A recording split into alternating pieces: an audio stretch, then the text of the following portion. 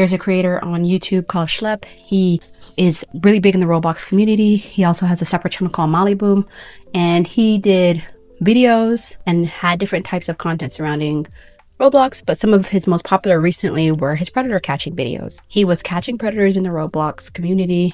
He was finding them, and not in a vigilante style as much as Roblox wants to claim, but he was actually working with the police to help get them arrested. He's had 6 so far that he had arrested, and then Roblox sent him a cease and desist. That's the gist of it. I believe Roblox is in the wrong. And I kept asking the question, like most of you, why is Roblox not protecting the kids? But then I realized that's the wrong question to ask. I think the question we should be asking is, how can Roblox get more adult users on their platform? And once you ask that question, you'll realize you're in the mindset of Roblox and you'll understand what they're doing. I guess their plan is, and I guess this is a plan of a lot of tech moguls right now, is to get kids off of their platform so they can get more paying adults on their platform. Roblox realizes right now that 40% of their users are children and the other 60% are obviously adults. They're trying to get that to be 100% adults. And everything that they're doing shows that, which means that they're looking at engagement and revenue over children and unfortunately children's safety. And this is very important to me because I'm not a mom, but I am an auntie and I have 16 nieces and nephews. And it would be very scary for me to see that they're on platforms like Roblox, not being able to be safe and protected. I play with my nieces and nephews on Roblox from time to time. Do I enjoy it? No, but I know it's fun for them. And I see the way that they're having to interact on the platform.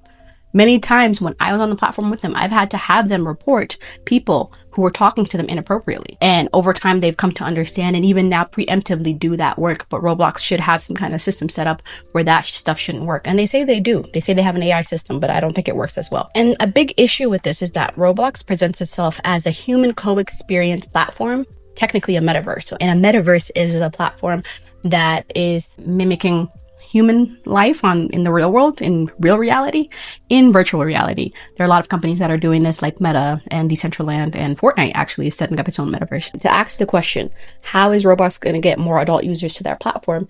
You have to follow the money. Right now, Roblox makes a majority of its money from Robux. Robux is the in-app currency, and they get to control how it works in the platform. They can change the exchange rate. They can change so much about it. And that usually is at the cost of the creators who are making the user-generated content on Roblox. Another revenue stream that they really want to have more access to is ads. Due to the way that Roblox is set up and because it has a lot of kids on there, and COPPA protection, COPPA, which is a Children Online Privacy and Protection Act. They really can't do ads targeting kids because that requires having information to do targeted ads, but they can do targeted ads towards adults. And back to COPPA, actually, the reason why they'll be able to do this is because COPPA is changing. There's going to be, right now we're in COPPA 1.0 and it'll change to COPPA 2.0, which will be even stricter than before. And there are a lot of other restrictions and things that are happening, but the one I want to focus on is that the age of the restrictions are going to move up from 14 years old to 17 years old. 17 is that number for whatever reason that Roblox is obsessed with. 17 and younger, I guess being off of the platform will make it so Roblox can be like, well, hey, it's not our fault. It's the law. We can't have these kids on the platform. And that's why they're so gung-ho about it. I've seen a lot of creators saying that, hey, Roblox is really lobbying for these COPPA regulations, and they're confused as to why. And I believe that's why. It's so they can get more advertisers on the platform without having to be the ones to say, hey, we're getting kids off the platform. It's the law. You can go ahead and be mad at the government, not us. And another thing is that kids can't buy Robux by themselves. They need an adult to always be the person to buy them the Robux, right? Kids don't have jobs. So how can kids get money? It's from an adult in their lives, whether that be a parent or a predator. They don't care where the money is coming from. So that's why I think Roblox is mad about the predators on the platform. They're mad that you taking off paying adult customers. Yeah, sure, they're paying these kids to do lewd things on the app and using these kids to make CSAM. Sure, that's what's happening. Roblox doesn't care, and they don't care where it comes from. Also, when you're kicking adults off the platform and they're trying to get to 1 billion daily users, you're kicking off paying adult customers. They don't like that. Roblox wants you to keep those adults on the platform and with the kids off the platform, which is why David Baszucki, I thought it was odd that he said, my first message would be, if you're not comfortable, don't let your kids be on Roblox, which is so counterintuitive, right? You're wanting the kids to be on the platform because it's a kid-first platform, we think.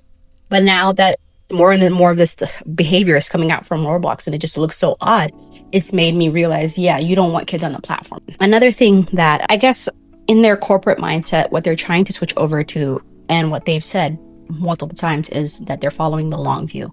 And people kept pointing that out as take the long view. And where that comes from is from their corporate social responsibility values and ethos. You can find it on their proxy filings. You can find it in different messages and things that they have for when they're talking about their values. And to them, it's one of the most important ones because they're always bringing it up. What that means for them is that they're taking their time when it comes to getting kids off the platform. They understand it's going to take a long time, and they're saying, hey, be patient to their obviously shareholders and to the people who are working at Roblox. Be patient. We're working through this and we'll reach our eventual goal of getting kids off the platform. Obviously, it was weird to us that they're bringing dating on the platform, right? But they know what they're doing. Their intention is to just get kids off the platform, right? Another thing I thought was weird is that from reading the articles, I noticed that a lot of metaverse platforms are wanting to, by 2030, to have, I guess, millions and billions of daily users.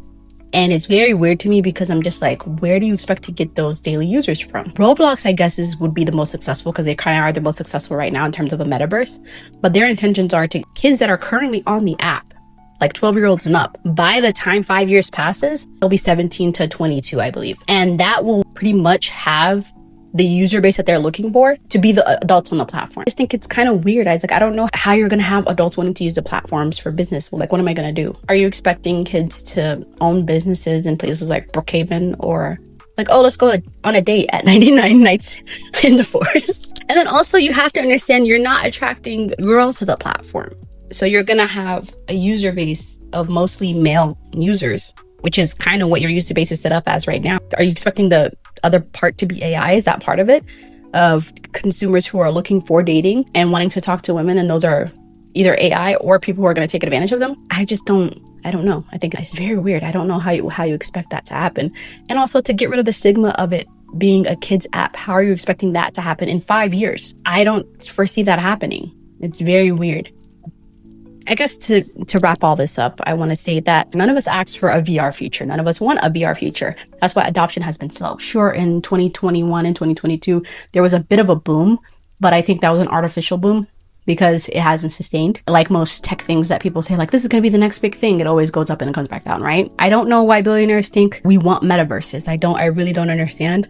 I wonder if it's just bad data that they have that makes them think that, or if it's to get a return on their investments of spending billions of dollars on things like Oculus or whatever. To the point where they're lying and inflating about numbers on their platform. I think Meta came out and said there was 300,000 users in the metaverse, and people have said it's more likely that there are 32,000 daily active users on the platform. And to me, that doesn't scream in 5 years more people are going to be using that platform, especially with all the horrible stories that have come out about what's happened in the metaverse. Even Jack Dorsey came out and said that it would be such a bleak existence, and it'll kind of look like WALL-E, our future, if we were to continue doing the VR headsets and having metaverses built. And essentially it's just a way for billionaires to set up so that they could make microtransactions off of us and constantly get money out of us. They would be the owners of the world and we'd be giving them money just directly. And he's right, it is a bleak existence in my opinion. I think it's a loss of our human potential. I don't understand why we would want a reality where our world is so terrible to live in that we have to use the VR headsets. I'd rather us as humans use technology that's available to us to make the world outside of ourselves, or outside of our digital world, more enjoyable. Gaming can be a part of that life. I'm not against gaming. I think gaming is actually a really cool medium to be able to experience worlds that you wouldn't be able to experience. And I think VR is actually cool for that too. There have been some things that have come out about VR being used for exposure therapy or different types of therapies that would be kind of unethical to do in the real world, right? Or be hard to replicate. But that being said, I don't think it should be a place you should be in 24/7. I don't know what that would do to us long term, and I also don't want to know. I'd rather leave that Pandora's box closed. I guess all this is to say is that Roblox knows what it's doing. It's not a dumb company. They have people who get paid a lot of money to help make their plans. And I just believe that one of their plans is to get kids off the platform so that they could use adults and squeeze money out of them and cut out the middlemen of children. If you get rid of the children, you can just have the adults, right? I don't want to be someone who just complains, but I guess the solutions would be that everybody get off of Roblox, adults and kids alike, and show them with your time and your dollars that they're siphoning out of you that this is not the future that we're looking forward to. We want a platform where kids can be able to play. We don't want a hyper-aligned metaverse because you and your cronies have made living in the real world so miserable that we have no choice but to use your platform to have any shred of joy. I just think that's such a waste of our human potential.